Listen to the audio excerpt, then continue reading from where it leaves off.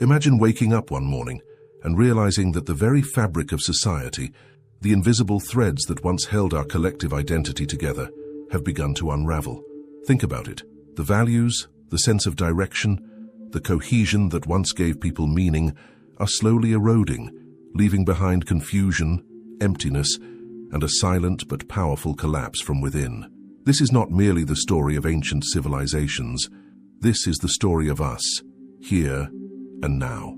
And if you stay with me until the end of this video, you will discover the most profound and transformative truth, one that not only explains this age of decay and mental collapse, but also offers a path out of it.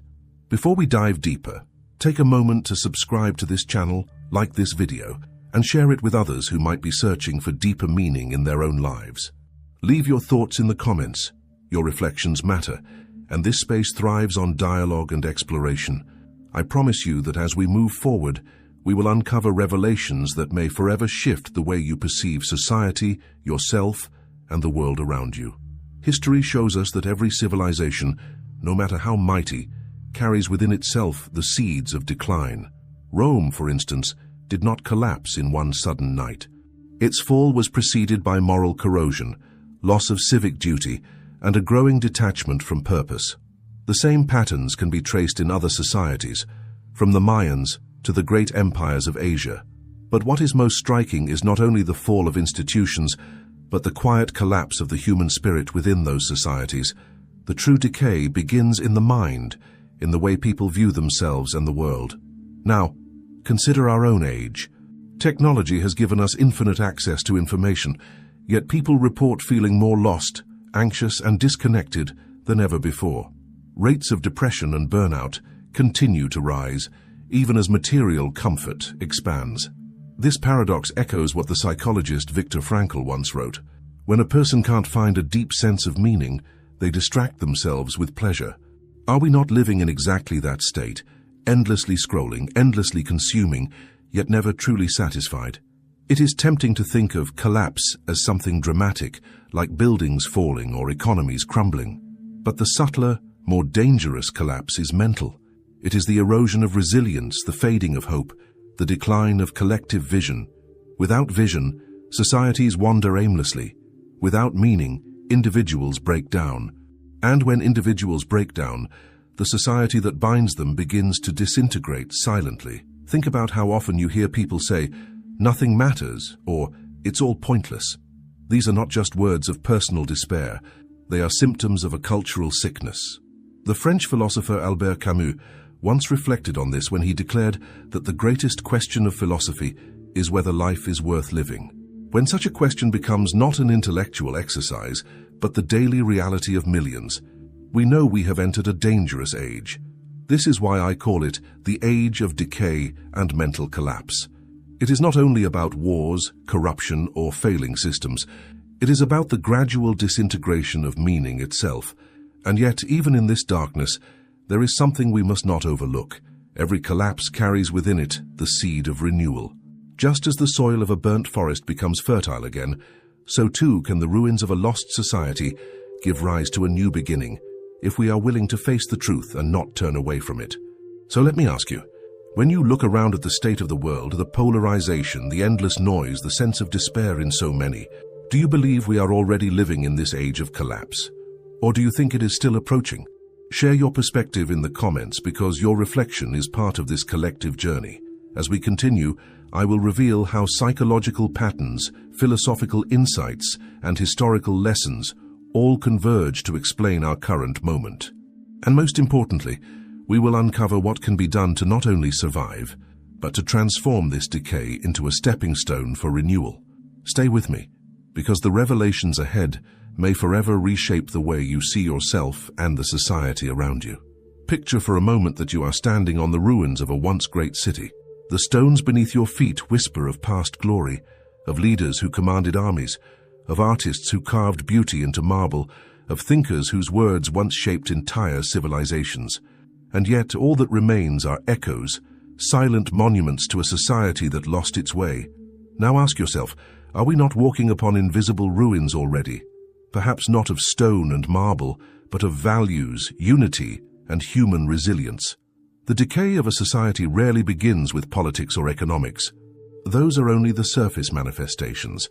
The true collapse always begins in the inner life of its people. Consider the insights of Carl Jung, the great Swiss psychologist, who observed that the greatest danger to humanity is not some external catastrophe, but the forces lurking within the human psyche.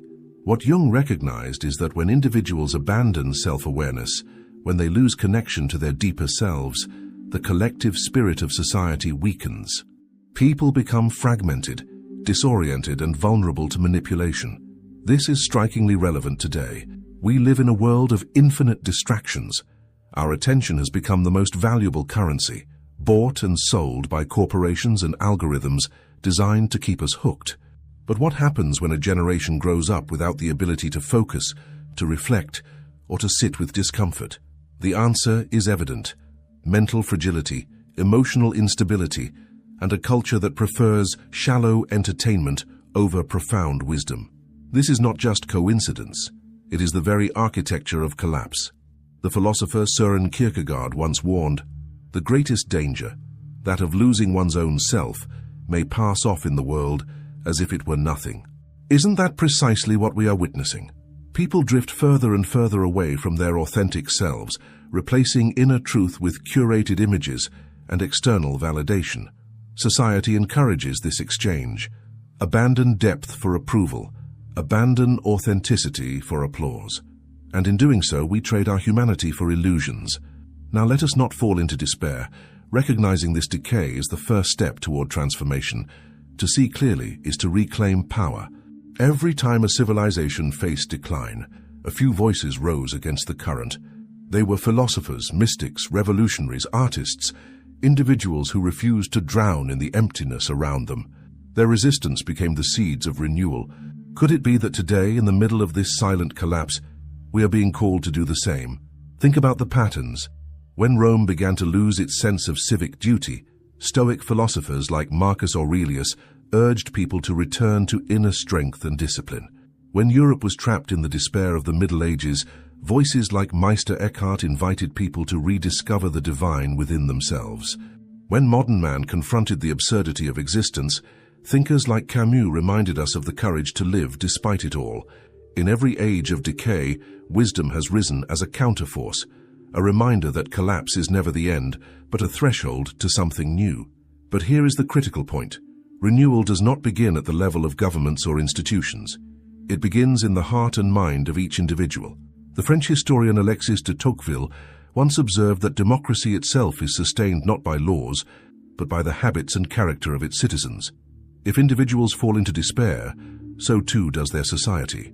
If individuals cultivate resilience, meaning and moral strength, then society can be reborn from within.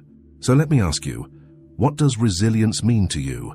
How do you personally resist the forces of distraction, despair, and conformity? Do you see yourself as someone who simply reacts to the chaos of the world, or as someone capable of shaping a new path? Share your reflections below, because your answer may inspire someone else who is listening right now. As we move deeper, we will explore how the mental collapse of our age manifests in everyday life, in our relationships, our work, and our sense of identity. And more importantly, we will discover tools and timeless wisdom that can guide us out of this fog. If the first truth is that decay begins in the mind, then the next truth is this: healing also begins there. Stay with me, because what comes next will not only explain the hidden mechanisms of this age of collapse, but also reveal the practices that can help you rise above it. Close your eyes for a moment and think about the last time you felt truly at peace. Not distracted, not rushing, not overwhelmed, but fully present, calm, and alive. For many, that memory feels distant, like a fading echo, and this is no accident.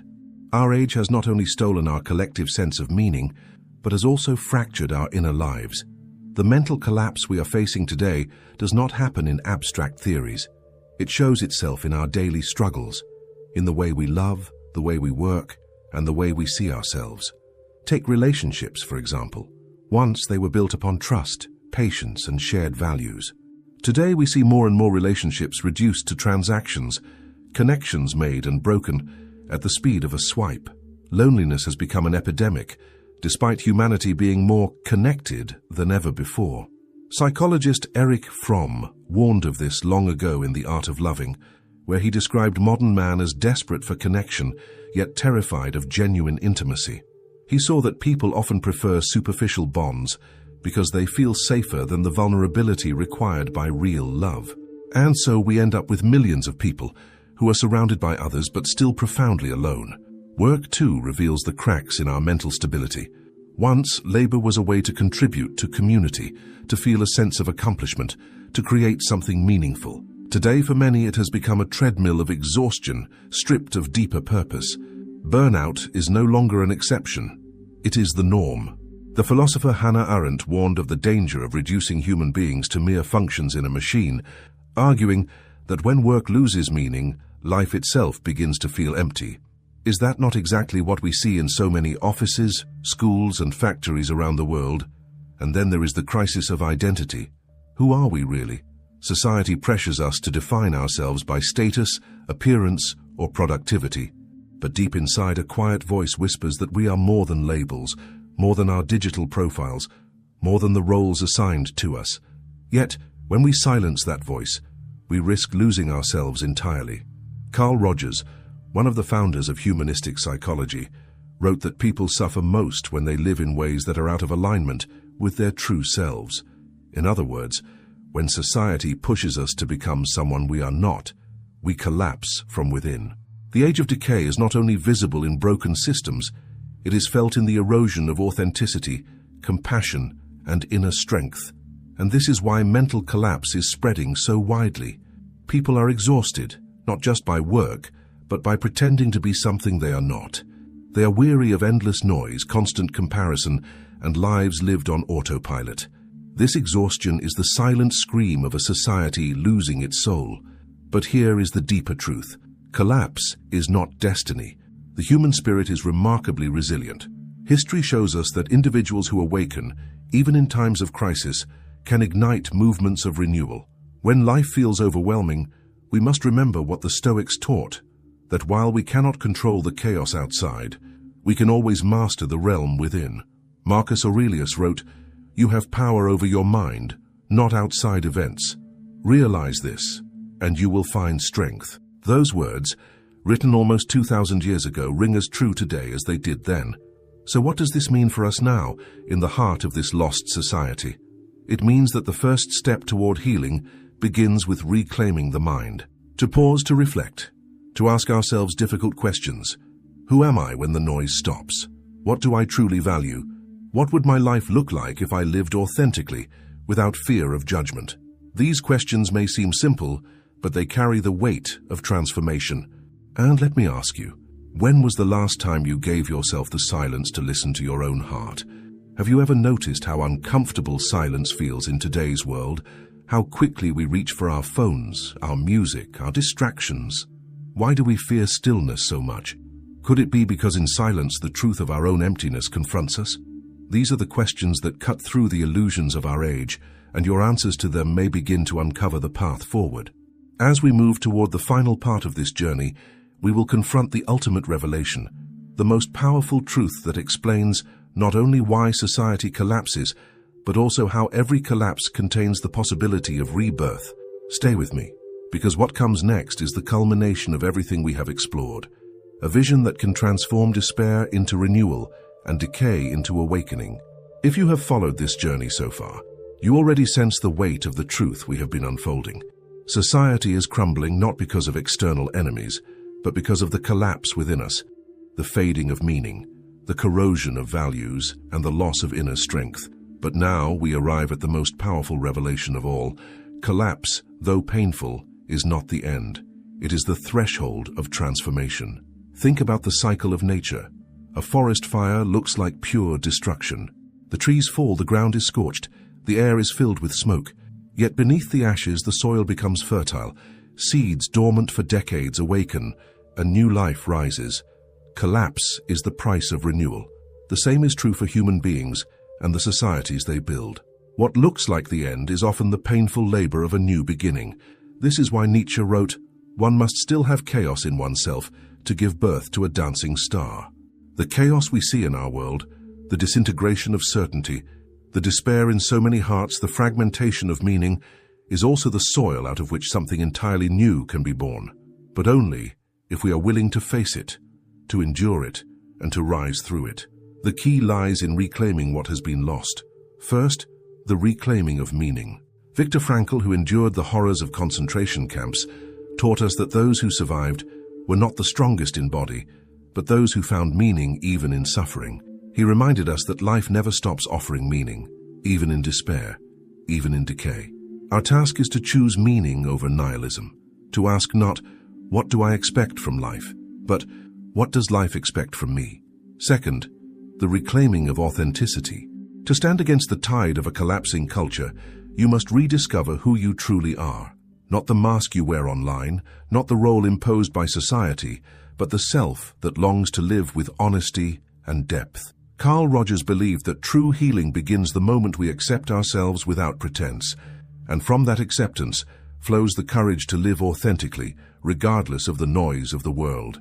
Third, the reclaiming of community. A lost society breeds isolation, but renewal always begins with connection. When individuals come together not through shallow entertainment, but through shared values, compassion, and dialogue, they become the seeds of a new order. History shows us that the rebirth of civilizations often begins with small groups, circles of thinkers, communities of faith, movements of conscience. You may feel powerless as one person, but never underestimate the ripple effect of a single awakened life. So let me ask you now, what will you do with this knowledge? Will you remain a passive witness to the decay, or will you take up the responsibility to become a builder of renewal? How might your life change if you stopped asking, what is wrong with society, and instead asked, what strength can I bring to it? These questions are not abstract. They are the very foundation of transformation. Yes, we are living in an age of decay and mental collapse, but you and I do not have to be its victims. We can be the ones who turn the ashes into fertile ground. We can be the ones who, in the silence of collapse, plant seeds of wisdom, courage, and compassion. And if enough of us choose this path, then what seems like the end of our age will reveal itself to be the birth of something greater, a society not lost, but reborn. In closing, remember this: civilizations rise and fall, but the human spirit has endured through every storm. Within you lies the power to resist despair, to embrace meaning, and to become a light in the darkness. This is the ultimate truth, that the collapse of society is not the final word unless we allow it to be. Renewal begins the moment you decide to live with clarity, authenticity, and purpose. So take this message with you, reflect on it, share your thoughts in the comments, so that together we can create not just a conversation, but a community of awakening. And if this journey has spoken to you, subscribe, share this video, and let it be a spark for others searching for hope in these turbulent times. Because in the end, the story of the lost society is not only a story of collapse, it is a story of rebirth, and you are already part of that story. In doing so, you do more than survive a season of collapse. You become an agent of renewal. Begin with small practices that anchor you. A brief period of silence each day, a single book read with attention, a conversation where you listen as if the other person matters more than your next remark. These are not trivial acts. They are deliberate repairs to the capacity for depth that modern life has worn thin. When Viktor Frankl urged us to find meaning even in suffering, he offered a practice of orientation, a way to point the self toward purpose. When Marcus Aurelius counseled discipline and inner steadiness, he invited a life that cannot be swept away by external chaos. Combine such lessons with the modern science of attention and habit, and you craft a life resistant to decay. Cultivate friendships and communities that demand your best self, not your best performance. Seek mentors who model integrity and companions who hold you accountable to growth. Practice humility. Confess what you do not know, welcome correction, and be willing to change. Repair relationships with honest speech and consistent care. Volunteer time and craft, not to add prestige, but to rebuild the web of mutual dependence that sustains any flourishing society. Erich Fromm reminded us that love is an art that requires practice. Treat it that way. If you are tempted to despair, remember that many recoveries began in a single kitchen table conversation, in a neighborhood meeting, in a classroom where curiosity was encouraged. The revival of meaning rarely arrives as a headline. It grows quietly where people commit to living with courage and consistency, act locally, think deeply, and maintain a long view. The lost society can be mourned and yet transformed when ordinary people choose to live as if being human matters. So choose one concrete step today. Make it small, make it real, and let it repeat. Over time, the accumulation of small acts becomes the architecture of a new era. The most profound revolutions begin not with slogans, but with the disciplined, loving work of ordinary lives. Thanks for looking.